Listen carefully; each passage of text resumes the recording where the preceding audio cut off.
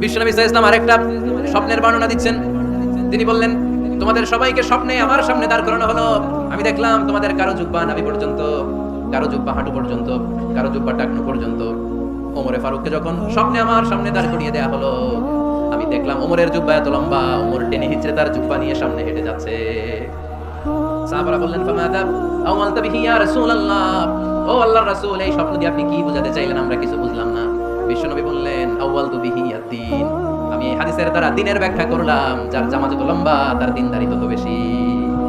সুবহানাল্লাহ, আসতে পড়ে। স্বপ্নে দেখলেন কোন সাহাবীর জুব্বা নাভি, কোন সাহাবীটা হাঁটু, কারোটা টাকনু, কিন্তু ওমর ফারুকের জুব্বা এত লম্বা, ইয়াজুরু সাওবাহু, তিনি তার জুব্বা টেনে হিচড়ে যাচ্ছেন। বিশ্বনবী বললেন, এটা দ্বারা আমি দিন, আমি তাকওয়া, দিনদারি, তাকওয়া, এটার ব্যাখ্যা করেছি। তার মানে ওমর ফারুকের তাকওয়ার সামনে সব তাকওয়া পানি হয়ে যাবে। সুবহানাল্লাহ।